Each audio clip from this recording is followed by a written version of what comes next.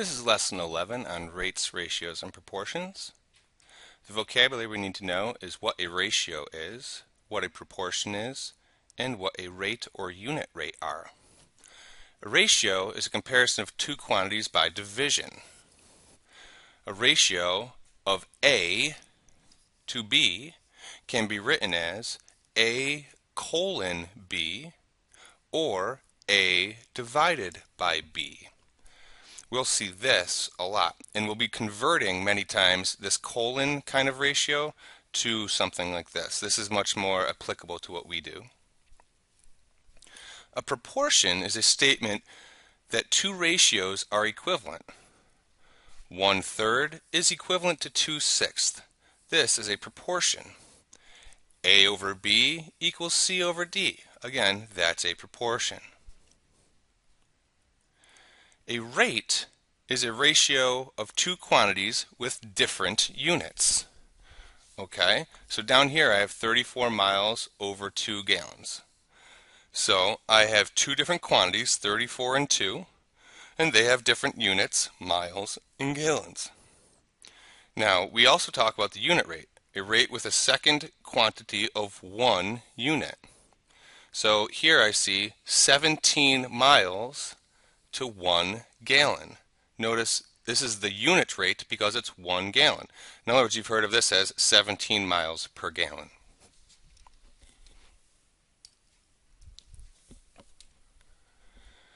So let's see how we use ratios.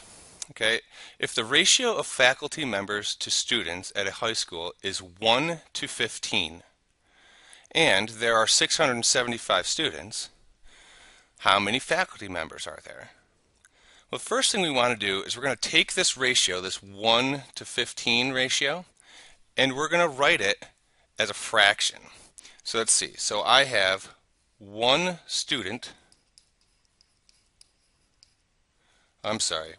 faculty member,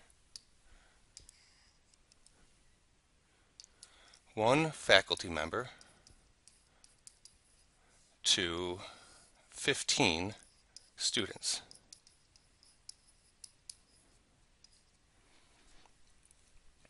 So ratio of faculty members to students, so the 1 comes first, that's faculty members, and the 15 comes second, that's students. So the second thing we're going to do is we're going to write this as a proportion. Remember, right now it's just a ratio. So let's write it as a proportion, and we're going to represent the unknown piece here. We're going to have 3 of the 4 parts to this proportion. So we're going to have to represent the unknown piece with a variable. We can call it x, we can call it whatever we want. So I have one faculty member is to 15 students. And if this is a proportion, then I need to keep the faculty members in the top and the students in the bottom. So what do I know? I know there are 675 students. So the students is this 15, so let's keep that down here, 675. And what I don't know is how many faculty members there are. So that's going to be my x. So the last thing I need to do is solve for the variable. To solve for the variable, I'm going to multiply to get the variable by itself.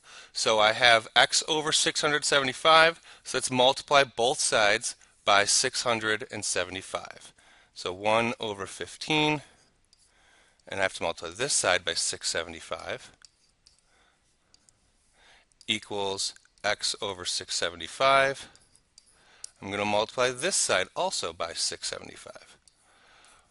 Well, what happens here? 675 over 675, that equals 1. 1 times x is just x. And over here I have 675 over 15. So if I want to know how many faculty members I have, then I just do 675 divided by 15.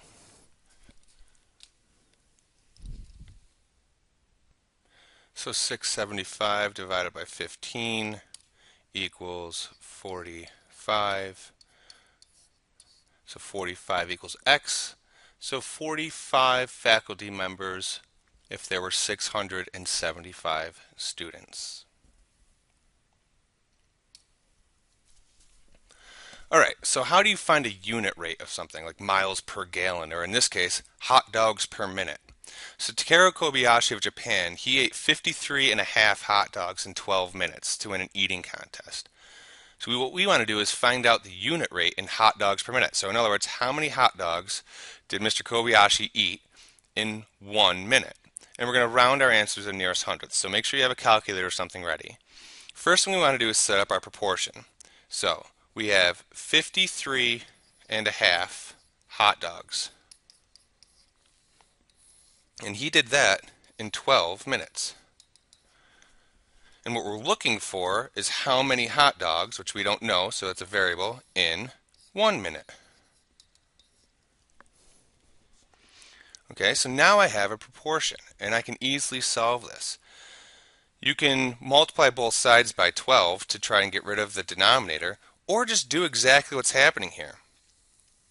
I can say, this says 53.5 divided by 12. So let me take my calculator, and I'm just going to punch in 53.5 divide by 12, enter. And I get this 4.45833 and so on and so forth equals X, and it will be hot dogs per 1 minute. In other words, hot dogs per minute. Over here, this is also in hot dogs per minute. The labels haven't gone away. So he's eating, and I want to round to the nearest hundredth, so make sure we go back up and check that hundredth is this spot. So if I want to round to that spot, I look at this number. It is bigger than 5, so this is going to go up. So he eats 4.46, almost 4.5 hot dogs, and sometimes you write it like this, per minute. So Kobayashi eats almost 4.5 hot dogs in a minute.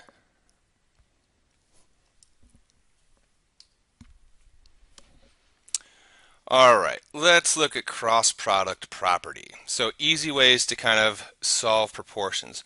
Please, please, please make a note that this is a skill, it's kind of a trick. It is not how we multiply fractions. This is a way to check to make sure that proportions are equivalent and to solve for certain variables within proportions.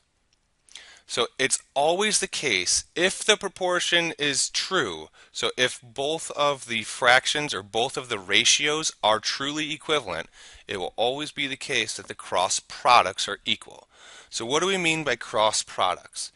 We mean that if you take the denominator of one ratio and multiply it by the numerator of the other ratio. So in other words, 5 times 6 should equal the product of the other denominator and the other numerator. So 10 times 3.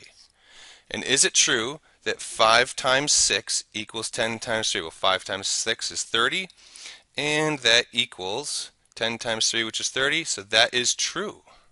And this will always work if the two ratios are truly equivalent. So this middle one, A over B equals C over D. Can I write this in a way that doesn't look like fractions? Is basically what we're trying to do.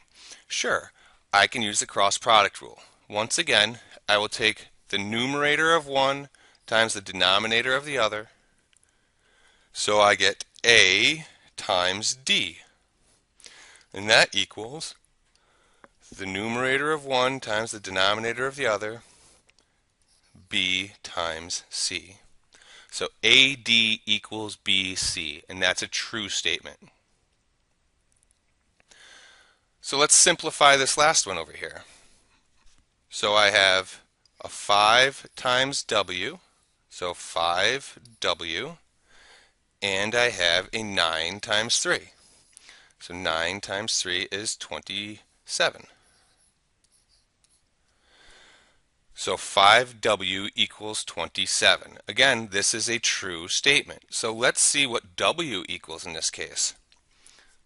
So I would use the multiplicative inverse property, multiply by 1/5, or at this point we're just dividing by 5. Divide by 5 on both sides, and I get here 5 over 5 is 1. 1 times W is just W, and W equals, you can leave that as 27 over 5, or you could divide that and say, well, 5 goes into 27 5 times evenly, so I would have 5 and 2/5 left over. Either way, or 27 over 5 is fine.